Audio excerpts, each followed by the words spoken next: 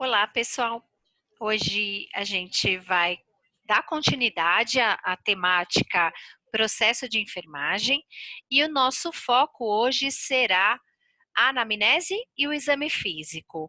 Lembrando que nós estamos trabalhando com introdução ao processo de enfermagem, porque vocês ainda terão outras disciplinas para aprofundar o conhecimento sobre essa temática. Então, vamos passo a passo, devagarinho, para que vocês possam ir aprendendo, e consolidando o conhecimento gradativamente, ok? Bom, nas aulas anteriores, nós focamos o processo de enfermagem e as suas respectivas etapas, começando pela investigação, que é uma etapa que vai reunir os dados coletados a partir da coleta da história clínica do paciente, que nós vamos falar daqui a pouco, do exame físico, que vamos falar também hoje, e da análise dos exames laboratoriais e de imagem. Feita essa etapa de investigação, ou seja, de reunião de dados, o enfermeiro passa a ter uma coletânea de informações que, validadas, darão subsídio para a construção dos diagnósticos de enfermagem. Feito o diagnóstico de enfermagem, chegou o momento de executar o planejamento, ou seja, verificar diagnóstico por diagnóstico qual é o resultado esperado e propor, então, prescrições para resolver aí as evidências relativas às questões que o paciente apresenta. Implementadas as prescrições de enfermagem, chegou o momento de avaliar se a assistência prestada foi efetiva por meio da evolução e determinar o prognóstico do paciente. Então, essas são as etapas do processo de enfermagem e hoje a gente vai focar a investigação. A investigação, ela compreende dados subjetivos e dados objetivos. Os dados subjetivos são colhidos na anamnese ou histórico de enfermagem, que é quando a gente faz questionamentos para o paciente acerca de inúmeras questões que nós vamos trabalhar daqui um pouquinho.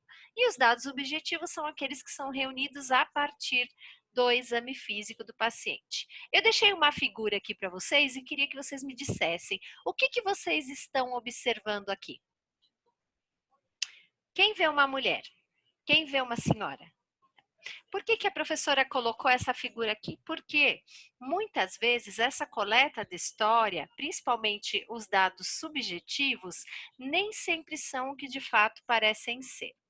Muitas vezes o paciente, você vai conversar lá com o paciente e pergunta para ele, olha, você sente dor? Mas ele está morrendo de medo do que pode acontecer com ele a partir do momento que ele disser que ele sente dor. Então ele está se pelando de dor e ele está assim, não sinto dor, né? Então vejam e tenham astúcia para perceber o que de fato o organismo dele está querendo te dizer. Porque nem sempre o paciente conta tudo aquilo que ele sente simplesmente porque ou ele não quer contar ou ele não consegue traduzir isso em palavras. Então a gente precisa ter habilidade para colher a história, examinar o paciente e fazer uma análise muito perspicaz dos exames laboratoriais e de imagem. Bom, para que vocês entendam a anamnese, né? A anamnese, em termos assim, fracionando a palavra, Ana quer dizer trazer de novo, mnesis, memória, então é uma coleta de história, ele vai ter que buscar a informação lá nos alfarrobos da cabeça dele, né? E trazer essa informação para você.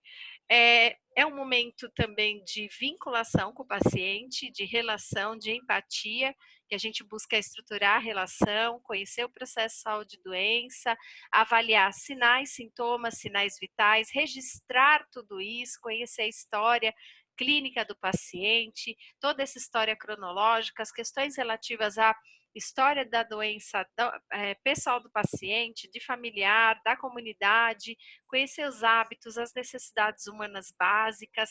Então, esse é um momento bem importante de coleta de dados, é o estopim, né, da relação do enfermeiro com o paciente. É muito importante que você deixe o seu paciente, o seu cliente, contar sobre a queixa que ele tem espontaneamente, mesmo que você tenha tempo contado, mas isso precisa ser dirigido, então nós temos roteiro, e você tem que ter uma maneira de colher esse dado, de modo que ele se sinta à vontade para falar sobre os dados que você está colhendo. Nós temos 2 momentos de coleta de dados. O primeiro encontro para a coleta da anamnese é um encontro que dura mais tempo, porque a gente não tem muitas informações relativas ao paciente. Então, geralmente, a gente trabalha em 30, 60 minutos, e aí vocês vão pensar, nossa, mas eu passo em consulta médico, o médico não fica comigo nem 10 minutos, mas pela literatura, e que de fato deveria ser correta, que você fique com o paciente entre 30 e 60 minutos numa primeira coleta de dados. E depois, nas consultas sequentes, a gente fica um tempo menor só para complementar a informação. Tá? Bom, esse momento, né, de coleta, de levantamento da história do paciente, é um momento de vinculação, como eu havia dito para vocês. Então, é o momento que a gente faz, inicia um relacionamento com o paciente, que você tem que se disponibilizar a cuidar, tem que ter uma relação de confiança, ele precisa sentir vontade para te contar sobre questões da vida dele. Você tem que obter esse dado de uma maneira muito fidedigna, sondar as expectativas, o que ele quer, buscar pistas, porque muitas vezes ele não te fala determinadas coisas, ele não quer te falar, ou ele não consegue te falar porque nem ele está entendendo, né? Então não pode ser uma situação que não tem uma vinculação empática entre você e o paciente. Por isso que eu coloquei essa charge aqui, né? Não dá para ser uma relação distante, é uma relação próxima, é um atendimento individual, né? Paciente e enfermeiro. Outra questão importante é que você se comunique com clareza, simplicidade e precisão. Os pacientes, na maioria das vezes, não entendem linguagem, o dialeto, né? Saudez, entre aspas, né? Nós temos uma série de termos técnicos que utilizamos entre nós, não é para você utilizar com o paciente, porque senão ele não vai entender. Você fala assim, você está com agnosia, ele vai ficar, ué, o que será que eu tenho? É de comer isso daí que ela está falando? Então você tem que conversar de modo que o paciente te compreenda, né, e que você fale no momento correto sobre isso. Também é outra questão importante. E não pode ter preconceitos com relação àquilo que ele está te contando, porque se ele perceber que você está emitindo preconceitos porque ele é alcoolista, porque ele é obeso, porque ele é homossexual, ele não vai vincular com você e você não vai conseguir colher essa informação adequadamente, ok? Vai mais uma charge aqui para vocês. Vocês já perceberam que eu gosto muito de charge, né?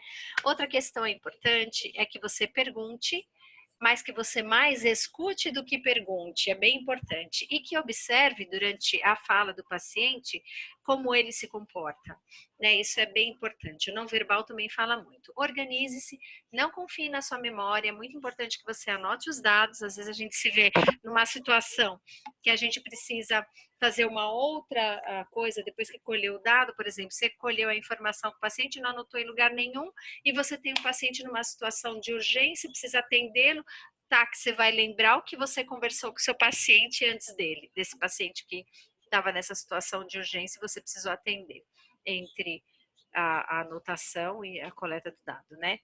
Planeje tudo que você vai fazer. É muito importante que logo que o enfermeiro pegue o plantão, que ele se planeje para fazer as suas atividades, inclusive para o processo de enfermagem. Assegure a privacidade do cliente, senão ele não vai te contar, não vai sentir a vontade para falar sobre questões relativas a sigilo, e concentre-se. A outra questão importante é que você não pode ficar olhando o relógio toda hora, não pode ficar interferindo, olhando o celular, tá? Então, quando você está com o paciente, você tem que estar de corpo e alma, olhando para os olhos dele, conversando mesmo, se dedicando para que ele possa se sentir à vontade para te contar. Se você não fizer dessa maneira, você vai colher dado impreciso, diagnóstico impreciso, prescrição imprecisa, cuidado que não vai surtir em efeito desejado. Lembrem-se disso. A entrevista, ela tem um padrão de comunicação, depende do perfil populacional, a gente acaba meio que se moldando. Se você está examinando uma criança, você brinca. Se você está examinando um adolescente, você pode jogar. Se você está examinando um idoso, você tem que falar alto, ficar de frente para ele, não infantilizar. Se você está trabalhando com uma gestante, então assim, a gente tem padrões de comunicação de acordo com o perfil populacional. Não falo comunicação só falada também, né? Então, por isso que eu falei de jogo, de brincadeira. Então, é importante que vocês conheçam sobre isso e vocês terão esse detalhamento, né, de como trabalhar cada perfil nas disciplinas específicas. Então, quando estiver trabalhando pediatria, a de pediatria vai falar como é que aborda uma criança. E assim por diante. Tá? Quem que a gente entrevista? A gente não entrevista só o paciente, o cliente. A gente às vezes entrevista a família, às vezes entrevista a comunidade e às vezes busca informação no prontuário do paciente ou com outros membros da equipe. Não é só com o paciente. Muitas vezes o paciente já passou por outros profissionais e é muito chato quando veio um pergunta uma coisa, veio outro perguntar a mesma coisa, veio outro perguntar a mesma coisa de novo. Então, se você olhar no prontuário do paciente que já foi questionado, você vai evitar de ficar aborrecendo o paciente com perguntas que já foram feitas, certo? Bom, verifique o prontuário do paciente, então, justamente para ver lá o que tem de diagnóstico, o que tem de exame, você se preparar mesmo, reúna os materiais que você precisa para a sua entrevista, veja o tempo que você tem disponível, mas não olha mais no relógio, nem no celular, não fica com pergunta muito direcionada ou aquela que você já induz a resposta, né? Você diz assim para o paciente, você não tem nenhuma doença, né? Aí mesmo que ele tenha, ele vai falar assim, acho que é melhor eu falar que eu não tenho, né? E encerra a entrevista perguntando se ele quer acrescentar alguma coisa. Tá? Ó, aqui, ó, coloquei uma charge médica pedindo ao paciente, você tem uma caneta para me emprestar? Não dá, né? Então você tem que ter reunido todo o seu material.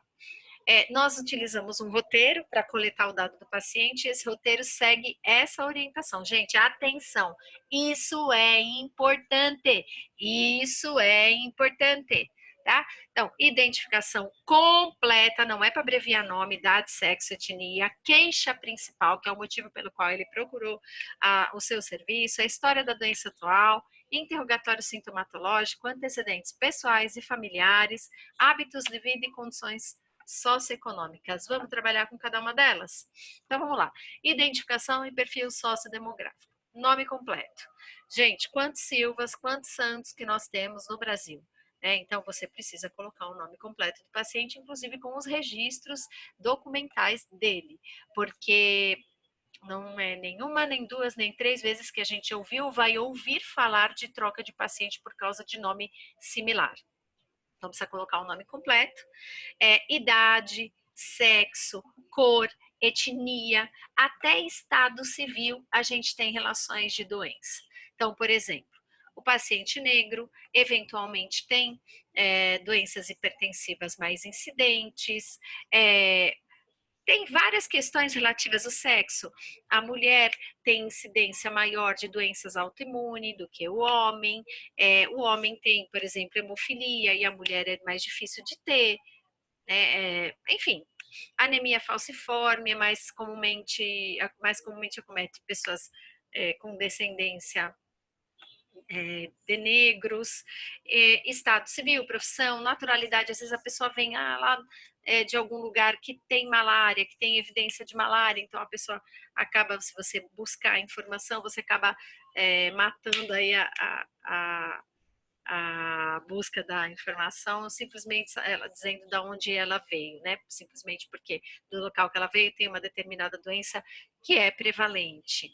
Então precisa ver essa questão também de residência, onde ela mora, como que é a residência, para você ver, às vezes tem pessoas que moram em locais muito úmidos, que não são arejados, precisa colocar o nome da mãe.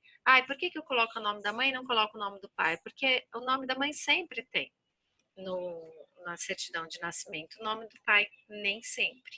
Tá? A religião é importante porque a gente tem algumas questões que profissionais e pessoas de religiosos acabam visitando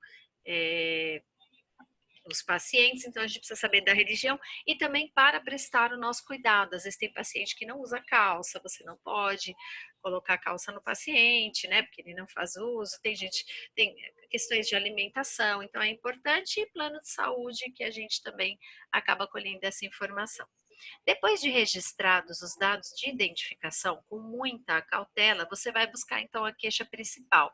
E aí, geralmente, a pergunta que a gente faz é: olha, por que, que o senhor procurou o serviço? Por que, que a senhora está aqui? Gostaria de me falar por que, que procurou o nosso serviço? Então, a gente não aceita diagnóstico pronto, a gente quer que ele conte, fale exaustivamente sobre aquela queixa. Né? Então a gente fala, por que, que o senhor me procurou? O que, que o senhor está sentindo? Eu coloquei mais uma charge aqui para vocês se divertirem um pouquinho. Bonitinho. E essa história da doença atual é uma história que você tem que colher assim com muito, muito, muito critério. Tem que ter o registro cronológico, né? Então tem alguns sinais que dão uma evidência muito importante de algumas doenças. Então, o paciente fala assim, tem determinados períodos que eu sinto dor articular e tenho uma febre muito alta, muito sugestivo de malária, né? Então, o paciente às vezes fala aqui da epigastralgia, ele fala assim, nossa, depois que eu como, eu sinto uma dor intensa nessa região epigástrica. Então, você fala, pode ser gastrite. Então, quando eu convulsiono, sempre antes eu sinto um cheiro ruim, né, a aura. Então, sempre você vai consultar isso muito incisivamente. Coloquei aqui uma charge que é bem interessante. Às vezes a gente fala para o paciente, olha, o senhor tem alguma doença? Ele fala, não tenho doença nenhuma. Aí você pergunta, que remédio? Você toma algum remédio? Ele fala, eu tomo. Eu tomo remédio para pressão, para diabetes. Como não tem nenhuma doença? Não, é que eu estou bem. Já que eu estou bem, então não tenho doença, né? Tá bom? Então é importante colher essa informação com relação a início, característica, fator de melhora e piora, outras queixas, evolução e situação atual. Bom, vou fazer um corte aqui, já já a gente continua. Segunda parte, a gente já vai ter.